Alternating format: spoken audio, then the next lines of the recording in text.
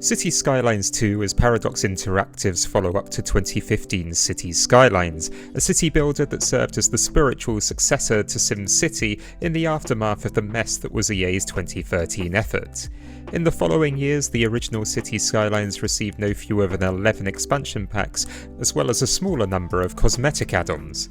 At some point, Paradox decided Cities systems needed a more fundamental overhaul, and thus the sequel was delivered in October 2023. The release was plagued by reports of bugs and performance issues, with accusations it was rushed into stores.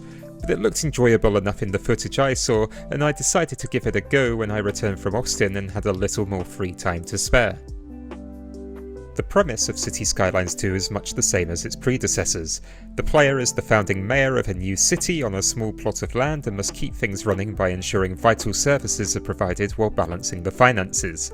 It's obvious that a lot of effort has been put into improving the toolset players use to build their cities. You won't use any of these more often than the road tool, which has been revamped with new features to better handle lanes, crossings and more. The only frustration is it's still hard to find space for supports at complex junctions. Public transport options have more depth than ever. After building tracks and designing lines, you can now choose how many vehicles are assigned to each line and set pricing to try to convince Sims to ditch their cars. In a departure from the original Cities Skylines, terraforming is now free. This received a mixed response online, with some accusations that this was a necessary change due to issues with how building plots looked when they sit on slopes, but I quite like being able to build elevated highways and railways without worrying about cost. Returning players will be all too aware that in the original game, even the best planned city would eventually collapse under the load of traffic, and all these tools wouldn't count for much if the beautiful cities they enabled simply ground to a halt. Fortunately, the traffic simulation has been completely redone. While vehicles would previously plot the shortest route from A to B and stick to it, they now seem to actively respond to the traffic around them. This includes better use of lanes, but also opens up the possibility of taking an alternative route if their first choice is congested. This does not mean that road design is no longer a consideration. If you fail to consider how Sims will use your roads, particularly when zoning new areas that will place additional strain on existing infrastructure, you will encounter traffic jams. The difference is that these both form and can be resolved in a natural way. As a simulation, Cities Skylines II offers more depth than any city builder preceding it. In particular, the decision-making used by vehicles and pedestrians means that the player must consider traffic flow in a realistic way, rather than second-guessing an ultimately flawed approximation as in the first game. This enables lifelike solutions to lifelike problems and leads to a more natural-looking city as the end result. However, a true city builder isn't just about constructing a beautiful virtual model village. The genre is underpinned by management mechanics that require you to run a stable economy while keeping your city's citizens happy. Unfortunately, this is the area where I found Cities Skylines II to be the most lacking in its current state. The equation is the same as it ever was.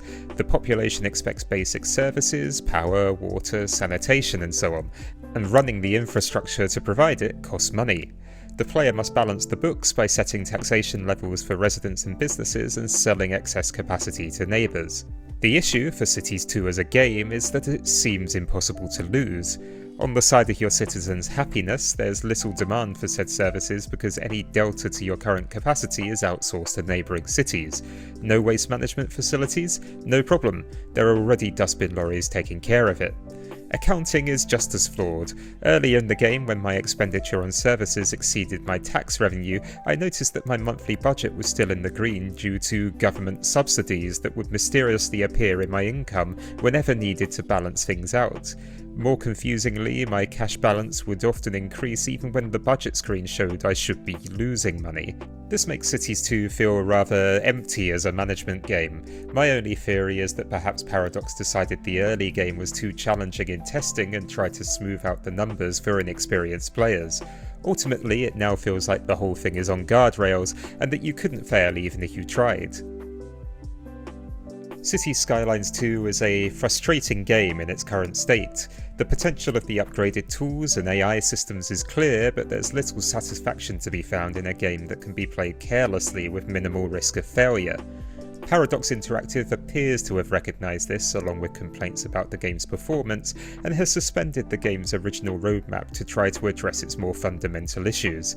For the record, Cities Skylines 2 was a smooth experience for me until my city reached a high population, and even then the worst I saw was some frame rate stutters when quickly moving the camera. With that in mind, your decision over whether to purchase the game or not will come down to your passion for city builders and your faith in the developer. If you're anxious to try out the latest in the genre and trust Paradox to build on this foundation, then you'll probably get a lot of fun out of it. But if you're less fussed, then it might be better to wait until patches have been applied and perhaps even grab a discount in the process.